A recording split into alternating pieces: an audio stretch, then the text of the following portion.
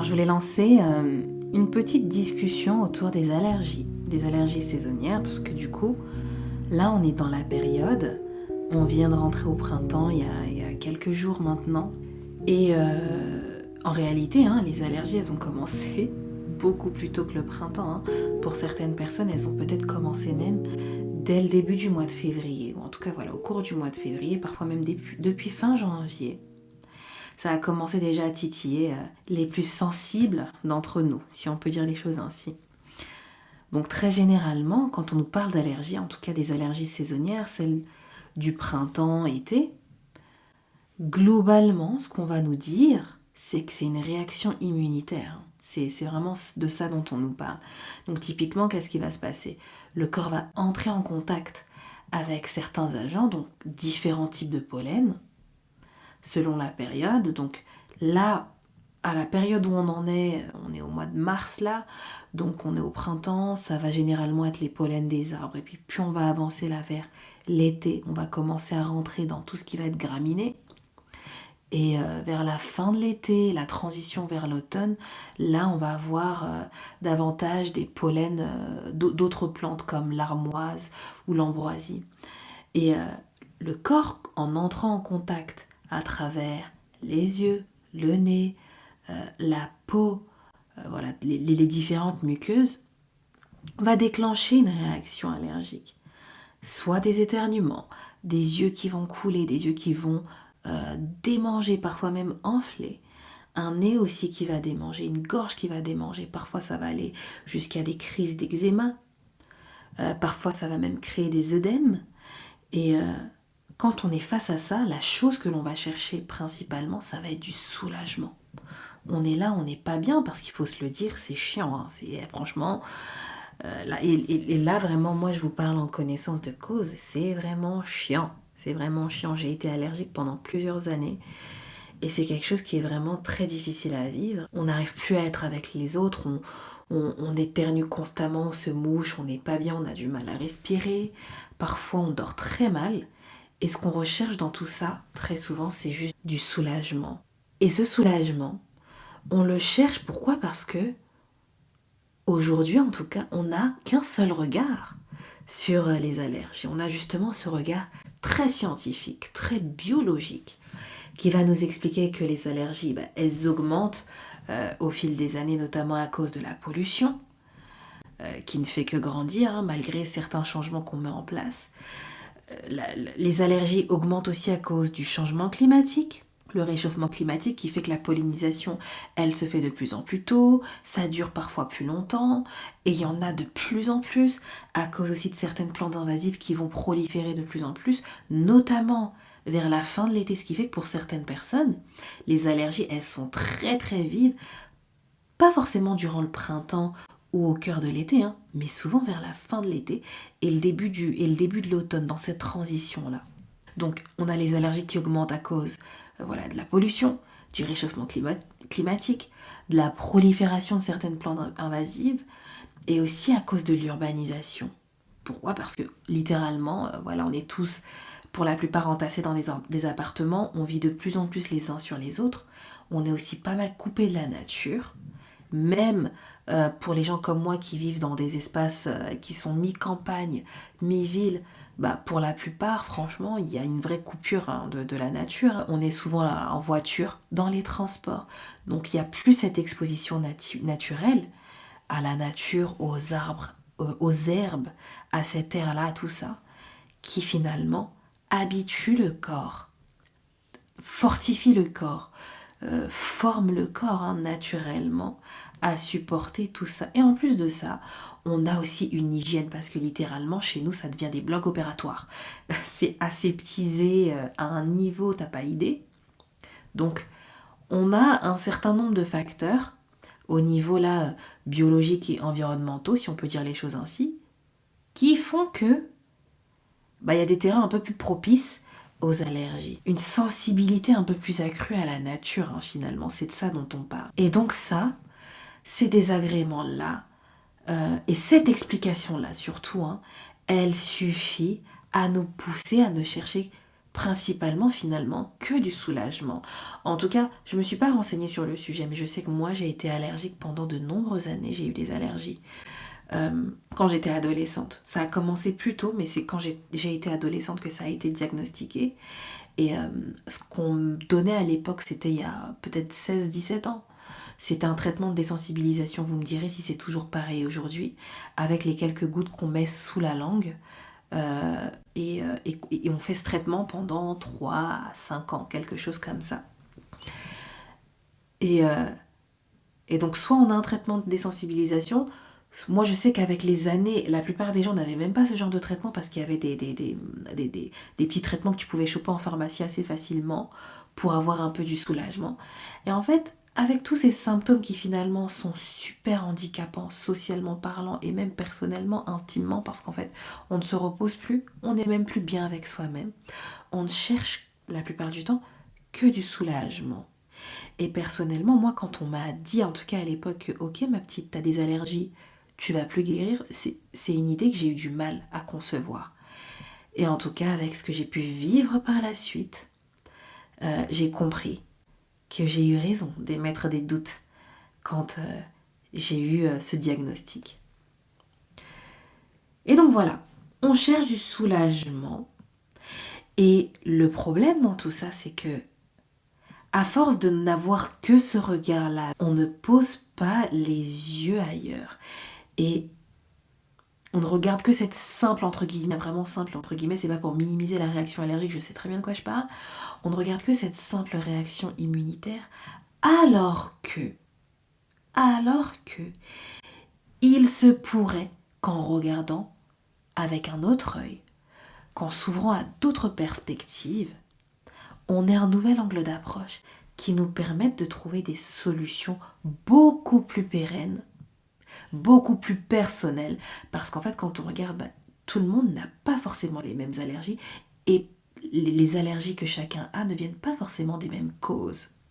Et donc en regardant un peu les autres perspectives, déjà on pourrait se rendre compte que on pourrait trouver des alternatives qui permettent de soulager les allergies de manière beaucoup plus pérenne, qui permettraient peut-être même de guérir et de traiter vraiment dans le fond les allergies. Et aussi de regarder d'autres espaces de nos vies qui ont également besoin d'une attention et qui parfois sont liés à ces réactions du système immunitaire, en fait, qui va recevoir un agent, un pollen, et qui va en fait tout simplement s'exciter un petit peu devant ça, en créant cette réaction un peu excessive, je caricature au plus pour que vous puissiez comprendre. Donc là, en fait, on a besoin d'une nouvelle perspective. Parce qu'il ne faut pas oublier une chose, c'est que toutes les personnes qui sont exposées au pollen ne développent pas une allergie. Pourquoi ? Parce qu'en fait, il y a un facteur clé dans tout ça, un facteur qui est multiple en réalité. C'est le terrain individuel. Ce terrain, il va dépendre de la génétique, il va dépendre du microbiote. Le microbiote entre en jeu. Le microbiote, il est modifié pour plusieurs raisons. Des fois, il est modifié déjà parce que on vit un vrai melting pot culturel où on a des ascendances, certaines ascendances maghrébines, ouest-africaines, latines, etc. Mais pour certains, on ne vit pas sur le lieu de cette ascendance génétique. Et donc déjà là, ça crée un microbiote qui va être hybride. En plus de ça, il y a des affaiblissements des fois du microbiote à cause de certains traitements. Et le microbiote n'est pas nécessairement nourri comme il en aurait besoin. Donc on a déjà ces facteurs-là qui vont jouer sur le terrain de chacun. La génétique, le microbiote. On va également avoir l'état inflammatoire de chacun. Et ça, on l'oublie. Dans quel état se trouve le corps quand il est en allergie ? Dans quel état d'inflammation ? On va également avoir les carences. Pour les carences, c'est pareil que pour le microbiote, dans le sens où, ok, pour le microbiote, on va avoir tous des microbiotes différents déjà en tant qu'individus, mais aussi selon les cultures. Donc, on peut tous les deux vivre sur le territoire français. On peut tous les deux vivre en Bretagne. Si moi, je suis d'origine arabe, mon microbiote déjà va avoir d'autres besoins qui ne vont pas forcément être remplis par tout ce que je vais trouver en Bretagne. Donc ça va demander quelque chose en particulier par rapport à un breton de souche. Ok ? Donc les carences, c'est pareil, c'est deux personnes qui n'ont pas les mêmes origines, qui n'ont pas la même génétique culturelle, si on peut dire ça comme ça, peuvent avoir sur le papier la même carence, mais elle n'aura pas la même signification pour les deux personnes. Donc vous voyez, le terrain là déjà, il nous indique que une allergie n'a pas forcément la même signification pour tout le monde. Donc, dans ce terrain individuel, on a dit qu'on a la génétique qui joue, on a le microbiote qui joue, on a l'état inflammatoire, on a les carences potentielles, on a également le stress qui va jouer sur l'inflammation, sur l'état inflammatoire, et notamment le stress chronique. Et ça, c'est un facteur dont on commence à parler dans différents domaines depuis quelques années, et franchement, il était temps, parce que c'est impliqué dans tellement de choses que franchement, je ne comprends pas parfois pourquoi est-ce qu'on a pris autant de temps pour en parler, pour le mettre sur la table comme ça. Et j'espère en tout cas qu'on aura l'occasion d'explorer ce sujet, parce que j'ai beaucoup de choses à dire sur ça. Et donc, dans ce terrain individuel qui est composé de la génétique, de l'état inflammatoire, du microbiote, des carences, du stress auquel chacun fait face, à cela, moi, je vais ajouter l'histoire personnelle, l'histoire de chacun, l'histoire à la fois familiale et l'histoire intrinsèque, l'histoire personnelle de chacun. Et c'est tout ça qui va nous donner le terrain individuel, le terrain qui va rendre une personne beaucoup plus sujette aux allergies. Donc oui, on a l'aspect biologique, ça on le garde, il explique les choses sous un aspect qui permet de comprendre ce qui se passe dans le corps au sens littéral, et c'est quand même important de comprendre ça. Je suis au contact d'un agent, d'un pollen, mon corps va le traiter comme une menace et donc il va réagir d'une certaine manière. Parfois ça peut même conduire à des allergies croisées. Pollen, aliment, pourquoi? Moi j'en ai eu, c'est vraiment affreux parce que ton corps en fait il commence à tout confondre. Tu manges une pomme, il croit que c'est du boulot, allez hop, il te fait une réaction de dingue, t'as un œdème, et ça devient vraiment handicapant à un niveau où... moi je sais que j'étais arrivée à un stade où des fois tu manges des choses, tu te dis mais pourquoi je mange en fait? Parce que j'ai même plus de plaisir à manger, et ça devient vraiment très très compliqué. Donc voilà, on a le terrain biologique, physiologique, on va dire ça comme ça, qui est intéressant, qui est très important à comprendre. Mais, comme je l'ai dit, il y a aussi parfois et très souvent d'autres lectures qui doivent s'ajouter. Et c'est notamment de ça dont je veux vous parler. Donc, si aujourd'hui vous avez un traitement des sensibilisations, vous me direz comment ça fonctionne, parce que je ne sais plus trop si ça se passe de la même manière par rapport à ce que moi j'ai pu vivre il y a quelques années. Donc si aujourd'hui vous avez un traitement des sensibilisations, ou si aujourd'hui vous avez assez fréquemment chaque année, vous prenez des petites pilules type Zyrtec pour vous soulager, ou si tout simplement dans votre entourage vous avez quelqu'un qui est sujet aux allergies, vous savez de quoi je parle. En tout cas, là j'aimerais exploiter ce terrain-là sous un autre aspect qui, je l'espère, va vous apporter matière à réfléchir et peut-être même matière à guérir. Je n'aurai pas la prétention de dire qu'avec tout mon discours là, je vous apporte des solutions qui vont vous donner qui vont être révolutionnaires et qui vont vous amener à la guérison. Je n'aurai pas cette prétention là, mais je peux au moins dire avec assurance et avec confiance que ce que je vous souhaite moi du plus profond de mon cœur, c'est vraiment, au-delà du soulagement, c'est la guérison. Que vous soyez un homme, une femme, un enfant, c'est vraiment ce que je vous souhaite. Alors voilà, parlons maintenant de ces différentes pistes.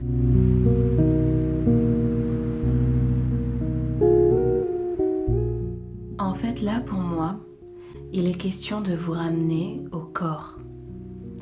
On a vu la réaction allergique d'un point de vue biologique. J'ai vraiment réduit les choses à un maximum en expliquant notamment que le corps, à travers les yeux, le nez, les différentes muqueuses, la peau, va entrer en contact avec différents pollens et va réagir.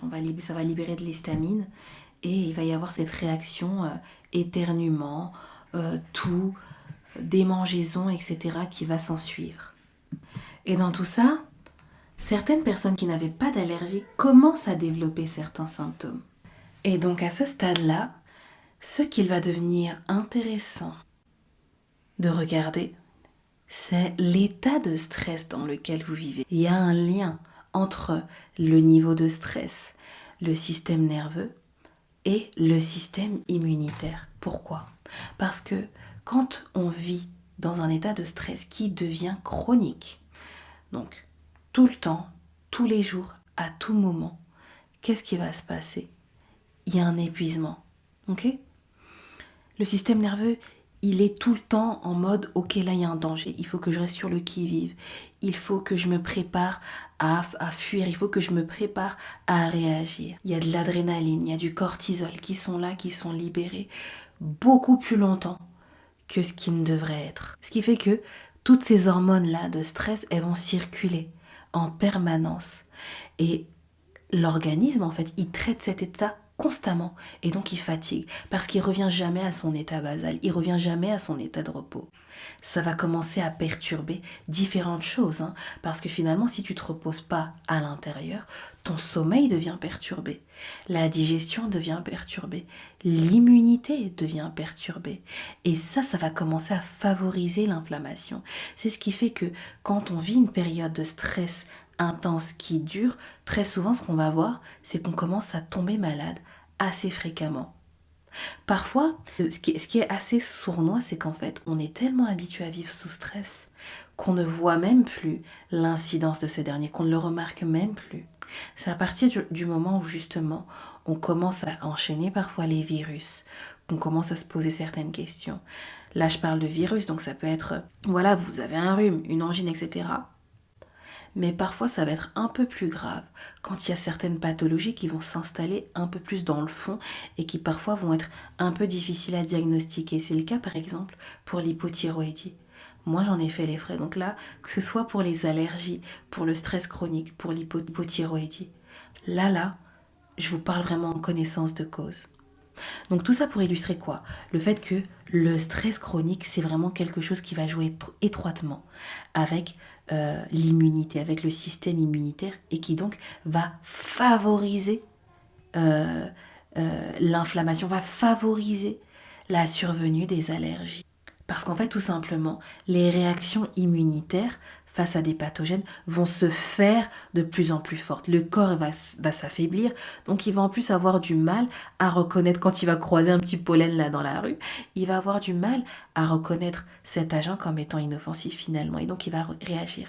Et c'est là que parfois on voit certaines personnes qui finalement n'avaient pas d'allergie, quand elles entrent dans un... Voilà, elles commencent à vivre un certain rythme qui va amener un certain état de stress qu'elles n'ont peut-être pas forcément remarqué, hein, on va voir que ces personnes commencent parfois à développer certaines allergies. Donc le stress, c'est clairement un facteur qui joue dans cet état. Et en tout cas, dans l'époque dans laquelle on est, notamment avec des climats qui sont anxiogènes, hein, on a passé des années avec, je crois qu'à un moment donné c'était Ebola, puis après il y a eu le Covid. Là maintenant, on a beaucoup ce climat de tension autour des conflits avec le Moyen-Orient, etc. Forcément, hein, ça crée aussi un tapis stressant au fond, hein. C'est sur ça qu'on marche, même quand parfois on ne s'en rend pas compte. À côté de ça, on va avoir un autre regard qui va être important et qui va être intéressant à poser. Et ça, mes amis naturopathes sont au fait, hein, par rapport à ça. C'est aussi en lien avec ce que le stress chronique va poser comme souci au niveau du corps, notamment oui au niveau de l'immunité, mais aussi au niveau de l'inflammation peut-être un peu plus globale, lorsque notamment certains organes vont peut-être se retrouver un peu surchargés, notamment le foie. Donc, on va regarder un peu plus au niveau de l'alimentation parce que finalement, quand souvent on est stressé, ça va influencer certains comportements qu'on va avoir et notamment le rapport à l'alimentation. Et dans certains cas, on se rend compte que l'alimentation va devenir beaucoup plus inflammatoire parce qu'on est dans un état de stress et on a besoin de s'apaiser. Et l'une des choses qui fait très bien ce travail-là, ça va être le sucré, ça va être le gras, ça va être le salé. C'est toutes ces choses-là qui vont être très réconfortantes et qu'on va trouver aussi facilement. Sauf qu'à certains moments, ça affecte aussi le corps, hein. C'est vrai que des fois, on a besoin de ce réconfort-là et on va facilement le rechercher parce que ça agit directement. Là où parfois il faudrait faire un travail de fond, ça agit directement, sauf qu'il y a une contrepartie. Et parfois, cette contrepartie, elle va se jouer sur certains organes. Elle va se jouer parfois sur le foie. Elle va se jouer parfois sur les intestins. Et là, d'un point de vue, du coup, euh, je vais dire naturopathique, vous comprenez un peu le regard que je pose là-dessus, il va être intéressant de regarder s'il n'y a pas certains organes qui sont surchargés, qui sont euh, interrompus, amoindris dans leur fonctionnement et qui du coup vont favoriser cette réaction immunitaire et notamment du coup donc ces allergies. Et donc là, avoir le regard d'un naturopathe peut être intéressant pour parler justement de ces allergies-là. Parce que voilà, donc très fréquemment, on va se rendre compte aussi qu'on a un foie qui stocke beaucoup, tant sur le niveau physiologique que sur le niveau aussi parfois émotionnel, hein. Vous savez qu'on dit que le foie stocke beaucoup de choses comme par exemple la colère ou retient en tout cas certaines émotions. Donc on peut avoir parfois certains organes qui sont surchargés, le foie, les intestins. Et ça va maintenir aussi une espèce d'inflammation chronique. Et ça joue avec le stress et donc ça joue avec les allergies.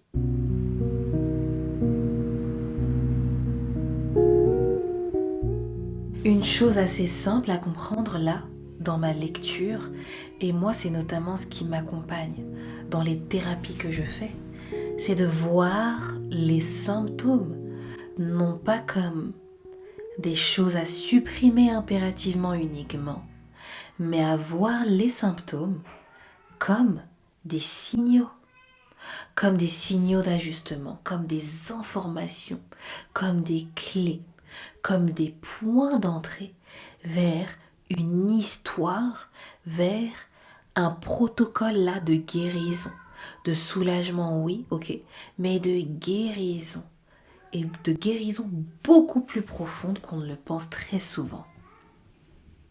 J'adopte différentes approches quand je traite un cas et je regarde en fonction de la personne là où les approches euh, qui sont les plus justes, qui me semblent les plus justes. Parmi ces approches, il va y avoir une approche psychosomatique. Et cette approche, moi, quand je vois quelqu'un qui est allergique, qu'est-ce que je vais regarder chez cette personne? Je vais regarder chez cette personne comment est-ce qu'elle vit, comment est-ce qu'elle vit ce qu'elle vit, comment est-ce qu'elle vit dans son environnement, qu'est-ce qu'elle vit, qu'est-ce qu'elle a vécu, pourquoi? Parce que si vous regardez les allergies, finalement, c'est une sensibilité à son environnement naturel. Et donc moi, dans cette personne-là, qu'est-ce que je vais regarder? Est-ce que cette personne n'est pas en train de réagir à quelque chose, de surréagir à quelque chose dans son environnement? Est-ce que cette personne n'est pas en train de vivre là un espèce de conflit, euh, un conflit un peu dans son territoire, dans son espace? Est-ce que cette personne n'est pas en train de revivre quelque chose, une mémoire qui a été associée avec ces allergies-là? Et c'est notamment dans ces cas-là qu'on rencontre, moi je l'ai vécu, c'est vraiment, enfin, quand je vous dis que c'est puissant quand on regarde son histoire, c'est vraiment très fort. On se rend compte en fait qu'on a des personnes dont les symptômes expliquent leur vie. Dont les symptômes expliquent leur vie. Une femme qui va commencer un nouveau boulot dans un environnement peut-être qui va être très compétitif, très masculin, enfin très compétitif, et qui va internaliser beaucoup de jugement, hein, qui va avoir l'impression d'être beaucoup jugé, qui va avoir vraiment, c'est même pas une impression, mais qui va finalement vivre énormément sous pression, qui va avoir ce sentiment de ne pas avoir sa place, qui va avoir ce sentiment de cette ambiance-là, elle est trop lourde, je la supporte plus. Donc là, elle se retrouve avec des symptômes comme le nez irrité, des éternuements, des yeux qui piquent, etc. Elle va être littéralement avoir une hyperréactivité face à son environnement. Là, moi, c'est une clé si je vois qu'en plus, elle réagit peut-être justement au printemps, mais il y a aussi des allergies en hiver. Et ça, c'est parce que finalement, parfois, il y a un terrain atopique aussi chez une personne. Bon, ça, c'est une discussion un peu annexe, mais c'est en continuité avec les allergies dont on parle. Si je vois, moi, tous ces symptômes chez une femme, par rapport à ce qu'elle vit, pour moi, déjà, il y a des axes de travail là pour soulager déjà la sphère émotionnelle, psychologique, intérieure, mais aussi finalement ce système immunitaire-là qui me traduit là que là, il y a peut-être une surréactivité par rapport à l'environnement, une hypersensibilité par rapport à l'environnement dans lequel cette personne vit. Et on gagnerait beaucoup, en plus de certains traitements qui vont soulager les symptômes, à soulager aussi la sphère intérieure. Et là, c'est intéressant de le voir. On le voit aussi avec des enfants, hein. Moi, c'est ce que j'ai vécu. Moi, c'est ce que j'ai vécu en étant nourrisson. Je vais pas parler de mon histoire là, peut-être dans un autre épisode, mais on a des cas d'enfants comme ça, où par exemple, au printemps, quand le printemps approche, voilà, au mois de mars, février, on va même peut-être commencer à partir du mois de février. Février, mars, avril, il se passe un événement dans la famille. Soit un décès, le décès d'un proche, soit le divorce aussi des parents. Ça va créer un énorme stress, ça va créer là un certain traumatisme et il va y avoir une association entre la période qui est vécue, donc le printemps, et ce stress. Et avec le printemps en plus qui va symboliser le renouveau, l'ouverture, etc., ça va créer une forme de fermeture, au contraire. Et ça va marquer le système immunitaire, en fait, qui va garder tout ce package-là en mémoire et qui va du coup nourrir les réactions allergiques. Et là, il va être intéressant de regarder encore une fois comment est-ce qu'on vit, qu'est-ce que l'on vit, comment est-ce qu'on a vécu, qu'est-ce qu'on a vécu et à quelle période on l'a vécu, pour pouvoir traiter justement, par exemple là, la mémoire émotionnelle qui est attribuée à cette période et aux allergies. Vous voyez ? Un autre regard que moi je vais poser, parfois ça va être aussi tout simplement de regarder un peu la symbolique derrière les différents symptômes. Derrière les différents symptômes, et ce, toujours en regardant ce que vit la personne. Qu'est-ce que la personne a vécu ? Donc si je regarde ce que la personne a vécu, littéralement là, je vais pouvoir voir s'il y a une mémoire là qui se joue. Si je regarde ce que la personne vit, je vais pouvoir là regarder ce que les symptômes là à l'heure actuelle peuvent signifier pour elle aujourd'hui. Donc typiquement, hein, parfois on peut avoir une personne qui a les yeux qui la titillent beaucoup. Ça peut être des rougeurs, ça peut être des démangeaisons, ça peut être des yeux qui pleurent. Et là, moi, par exemple, si j'ai en face de moi quelqu'un qui vit une relation, peut-être avec son parent, une relation très difficile, ou une relation de couple très difficile, moi, ça peut m'indiquer que là, il y a un point de vue que cette personne peut-être ne souhaite pas adopter, ne veut pas regarder. Peut-être que cette personne retient une forme de tristesse et le corps là essaie de la libérer. Le corps est très intelligent. Pourquoi ? Parce qu'en fait, comme je le dis, hein, et c'est l'angle de vue en tout cas que moi j'adopte très souvent, c'est de voir les symptômes comme des signaux, comme des informations. C'est beaucoup plus ça que je regarde. Des fois c'est très difficile hein, parce qu'on se retrouve avec des symptômes qui sont très gros. Enfin, moi quand je suis arrivée à un stade où je savais pas que j'avais une hypothyroïdie, mais j'étais devenue tellement faible que j'avais un transit qui devenait presque inexistant. J'avais des fonctions qui ralentissaient énormément, notamment au niveau de la déglutition. Et voilà, à côté de ça, il y a cette perte du goût de vivre, etc. Enfin, et là, c'était moi, mes symptômes au niveau de l'hypothyroïdie, mais une autre personne qui a une hypothyroïdie n'aura peut-être pas les mêmes symptômes. C'est difficile de se dire au stade où j'en suis, je souffre tellement que il faut que je regarde encore ça en tant que symptôme. Non, donne-moi quelque chose parce que j'ai besoin d'aller aux toilettes. Donne-moi quelque chose parce que là, j'ai besoin que mes fonctions recommencent à vivre. C'est difficile de regarder les choses en tant que symptôme. Mais quand on arrive à le faire, parfois on obtient beaucoup plus d'informations que ce qu'on aurait pu obtenir simplement en prenant certaines pilules pour éteindre justement ces 10 symptômes. Donc voilà, en regardant en tout cas la symbolique des symptômes, ça peut aider à guérir une personne. Et c'est aussi ce qui va aider à orienter un protocole, en tout cas pour ma part. J'ai parlé un peu plus tôt de mémoire, notamment dans l'exemple du divorce, etc. Et en fait, ça nous amène aussi tout simplement sur le regard de l'histoire familiale. Et c'est de ça dont je parlais, notamment quand je parlais de terrain individuel. Moi, dans le terrain individuel, j'inclus, en plus de la génétique, du microbiote, des carences, etc., j'inclus l'histoire.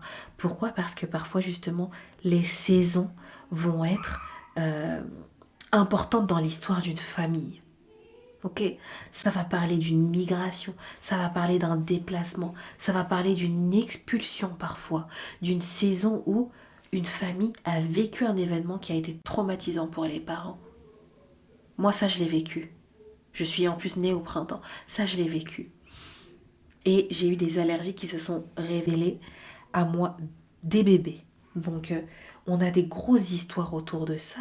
Et on gagnerait beaucoup, oui, en plus du regard biologique, à regarder aussi justement cet aspect beaucoup plus historique familial. Dans une société également où on a énormément d'informations qui circulent, énormément d'informations,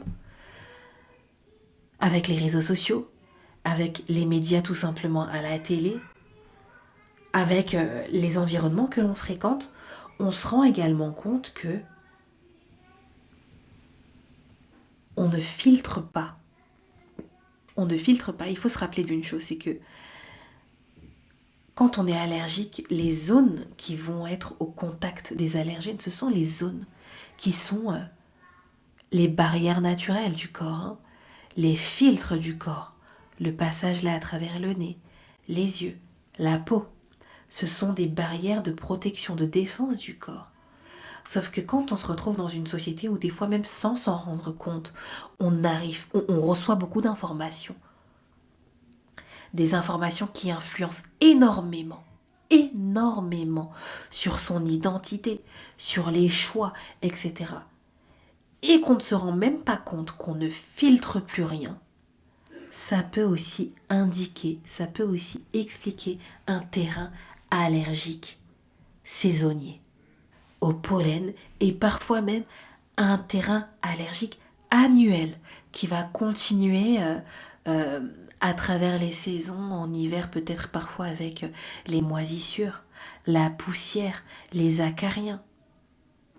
Il y a tous ces facteurs-là qui jouent. Donc en tout cas, moi, c'est le regard global que j'apporte et que je voulais aussi vous apporter. C'est pour ça que j'ai parlé d'une discussion. C'est vraiment une discussion pour vous apporter un nouvel angle peut-être. Si aujourd'hui vous souffrez d'allergie depuis plusieurs années et que littéralement vous en avez marre parce qu'en fait vous trouvez peut-être pas de soulagement et peut-être aussi que ça empire finalement. C'est de regarder, ok, à ce terrain intérieur biologique, cette réaction immunitaire, peut-être que oui, il y a une inflammation au niveau des organes et même que parfois, sachez-le, les organes parlent. Les organes, les différents espaces du corps vont avoir un langage.